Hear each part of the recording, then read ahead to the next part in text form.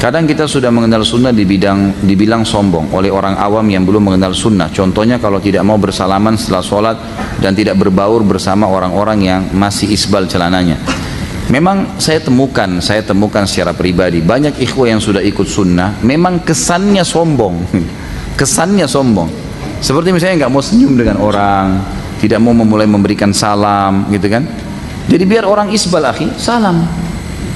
Ucapkan salaman dengan dia belum tahu misalnya, gitu kan. Kalau habis sholat karena tidak ada perintahnya, tapi kalau orang itu tidak mengerti, dia niatnya mau salaman, antum jawab salamnya, tidak berdosa itu. Nggak berdosa kita menjawab salamnya dia.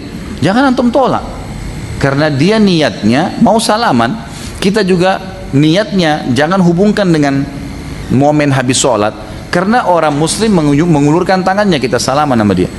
Yang penting jangan kita yang memulainya, gitu kan. Hanya seperti itu. Jadi kita bisa sebenarnya mengemasnya supaya dia tidak menjadi hal yang dilarang, gitu. Saya mau tanya Ustaz, apa dalil bersalaman kanan kiri setelah salam? Manakah lebih utama, langsung berdoa, membiarkan orang di samping kita berdoa, atau langsung bersalaman? Assalamualaikum warahmatullahi wabarakatuh. Assalamualaikum warahmatullahi wabarakatuh. Salam bid'ah, masuk neraka. Kata Imam Nawawi ini hafal dia Sahih Muslim. Imam Nawawi ini yang mensyarah Sahih Muslim. Kata Imam Nawawi, bersalaman setelah sholat, bersalaman sebelum sholat, boleh, tak ada larangan, asal jangan bersalaman sedang sholat. Nah, itu tidak boleh.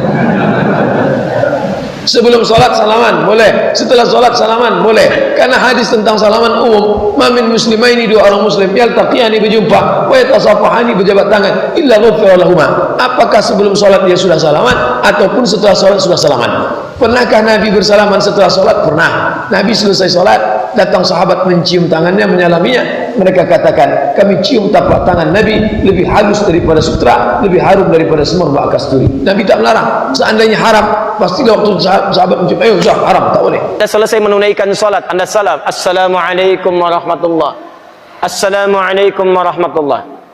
Dalil dan contoh ada. Apa itu? Begitu selesai, Quran surah keempat ayat 103. Fa idza qadaytumus salata fadhkurullaha. Maka jika Anda tuntas mengerjakan salat, berzikirlah kepada Allah. Hadis Muslim hadis 593. Astaghfirullah, astaghfirullah, astaghfirullah.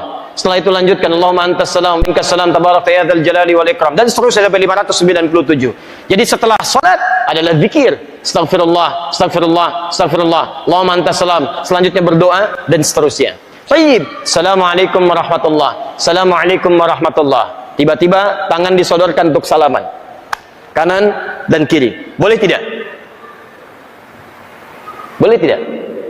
Yang boleh angkat tangan, yang tidak boleh angkat tangan.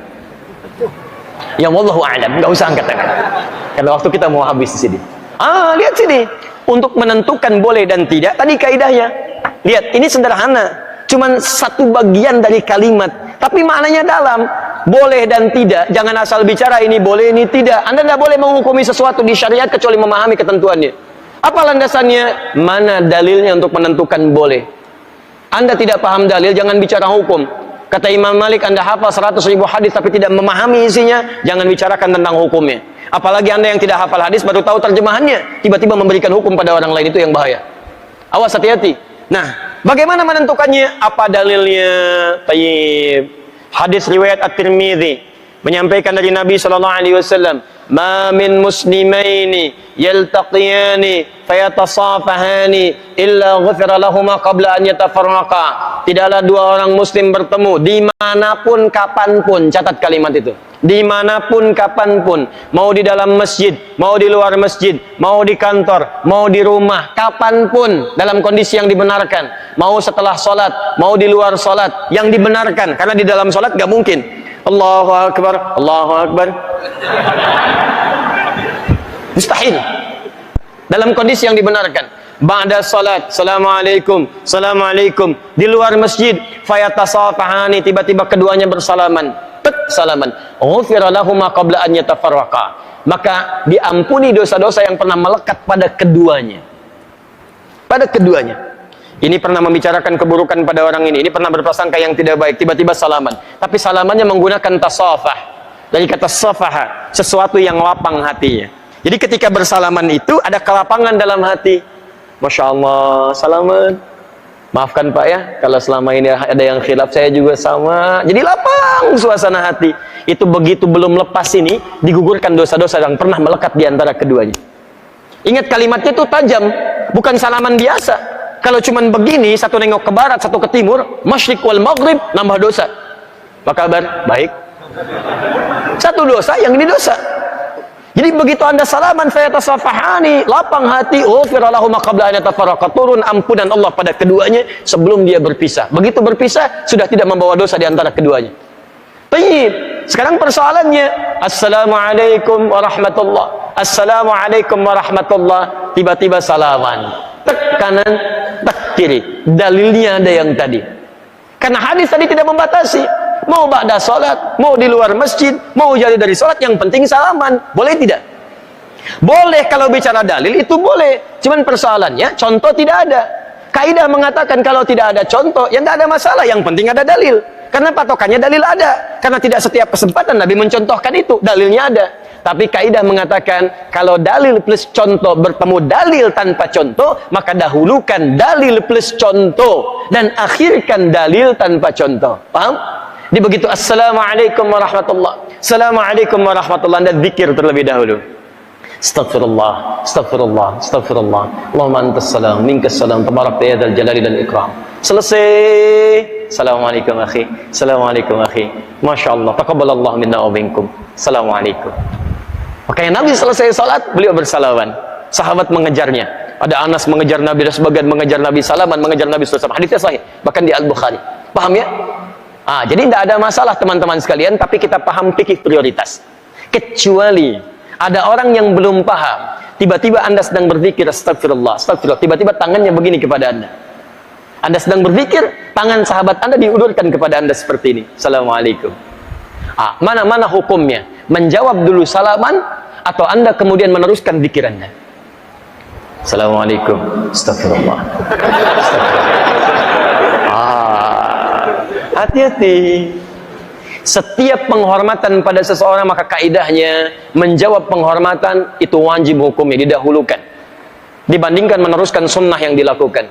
Menyampaikan salam sunnah, menjawab salam wajib hukumnya. An-Nisa ayat 86. Fa idza hayyitum bi tahiyyatin fahayyu bi ahsana minha wa rudduha.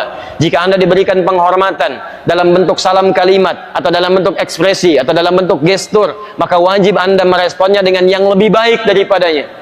Dengan kalimat assalamualaikum, jawab dengan yang lebih baik. Waalaikumsalam warahmatullahi wabarakatuh. Assalamualaikum warahmatullahi, waalaikumsalam warahmatullahi wabarakatuh. Menyampaikan sunnah, menjawab wajib hukumnya. Maka dalam keadaan anda berzikir, ada orang menyodorkan tangan, respon tangannya waalaikumsalam, zikir astagfirullah, astagfirullah. Merespon, please ada nilai dakwah di dalamnya. Paham ya? Assalamualaikum, astagfirullah. Cari masalah anda, cari masalah. Gak direspon, jenggot baru 3 nggak ngerespon. Jadi ke jenggot tadi ya. Apa hubungan salaman dengan jenggot? Yang salaman tangan, yang disoal jenggot. Jadi sudahlah, ya hal-hal yang tidak penting lupakan aja gitu kan, lupakan aja. Jadi makanya luaskan wawasan kita, pelajari dengan lebih baik dan tempatkan hukum sesuai dengan tempatnya. Sehingga setelah belajar, yang biasa salaman pun mengerti. Oh rupanya zikir didahulukan, habis zikir saya salaman. Maka dia tungguin habis zikir, begitu mau salaman pulang. Ya bisa itu kan? Mungkin besok salamannya. Bismillah, enaknya.